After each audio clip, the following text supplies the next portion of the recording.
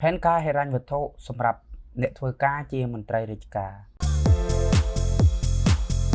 យើងឃើញថាមន្ត្រីរាជការគឺជាអាជីពមួយដែលគាត់មានចំណូលស្ថិតស្ថេរហើយទទួលបានការមើលថែពីរដ្ឋយ៉ាងល្អប្រសើរប៉ុន្តែស្របពេលដែលគាត់មានចំណូលស្ថិតស្ថេរហើយនឹងទទួលបានការមើលថែពីរដ្ឋយ៉ាងណាក៏ដោយបើសិនជាការចាយវាយរបស់គាត់មិនមានផែនការច្បាស់លាស់ឬក៏ផ្នែកហិរញ្ញវត្ថុរបស់គាត់មិនមានផែនការច្បាស់លាស់ប្រកបណាស់គាត់នឹងជួបបញ្ហាហិរញ្ញវត្ថុបានដូចគ្នាផងដែរអញ្ចឹងថ្ងៃនេះខ្ញុំសូមលើកយកចំណុចមួយចំនួនដែលអាចថាជាផ្នែកមួយឲ្យគាត់សិក្សាបន្ថែមដើម្បីផែនការហិរញ្ញវត្ថុសម្រាប់បងប្អូនដែលជាមន្ត្រីរាជការទាំងអស់គ្នាទី1ហ្នឹងគឺយើងត្រូវតែបន្ថែមឬក៏បណ្ដុះសមត្ថភាពរបស់ខ្លួនឯងឲ្យបានខ្លាំងជាងមុនដើម្បីរកប្រភពចំណូលបន្ថែមព្រោះអីយើងឃើញថា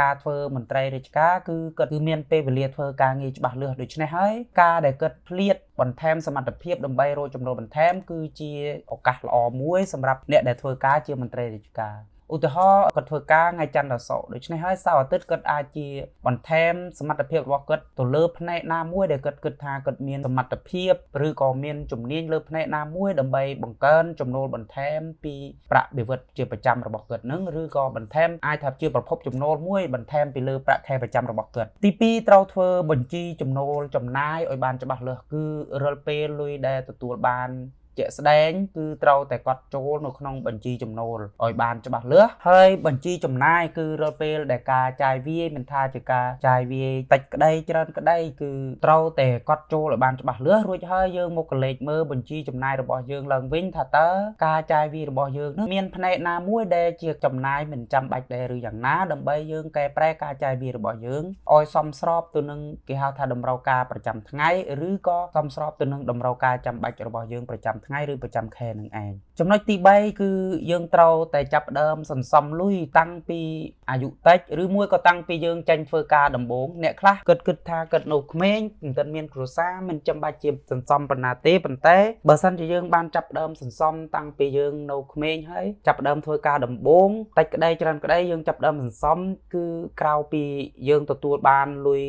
គេហៅថាចំណេញនៅផ្នែកលុយកាក់ហើយគឺយើងបង្កើតបានជាទម្លាប់ល្អផ្នែកហិរញ្ញវត្ថុមួយផងដែរព្រោះអីការសន្សំនេះគឺមិនមែនជារឿងងាយស្រួលទេទើបតែយើងធ្វើវាឲ្យคล้ายទៅជាទម្លាប់ទើបអាចសន្សំបានជោគជ័យចំណុចទី4ធ្វើការវិនិយោគបែប DCA ការវិនិយោគបែបនេះគឺគិតថាសមស្របសម្រាប់អ្នកដែលមានប្រាក់ខែច្បាស់លាស់និងទៀងទាត់ព្រោះអីយើងអាចរៀបគម្រោងនៃការចាយវាយរបស់យើងហើយនឹងការសន្សំរបស់យើងបានត្រឹមត្រូវព្រោះអីយើងមានចំណូលមួយទេការវិនិយោគបែប DCA បើសិនជាបងប្អូនមានចម្ងល់អាចចូលទៅមើល clip វីដេអូចាស់ៗរបស់ខ្ញុំបាននិយាយខ្លះហើយពីការវិនិយោគបែប DCA ហ្នឹងចំណុចទី5គឺ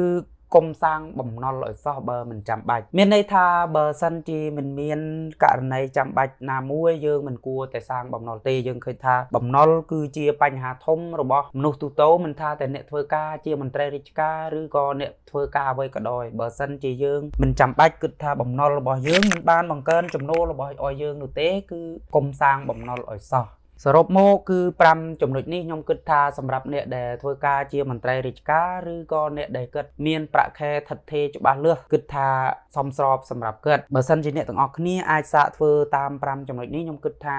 អ្នកទាំងអស់គ្នានឹងមានសេរីភាពផ្នែកហិរញ្ញវត្ថុជាមិនខានសម្រាប់អ្នកដែលគិតមានប្រាក់ខែច្បាស់លាស់និងទៀងទាត់សម្រាប់คลิปវីដេអូនេះខ្ញុំមានតែប៉ុណ្្នឹងទេនិងសូមអរគុណសូមជម្រាបលា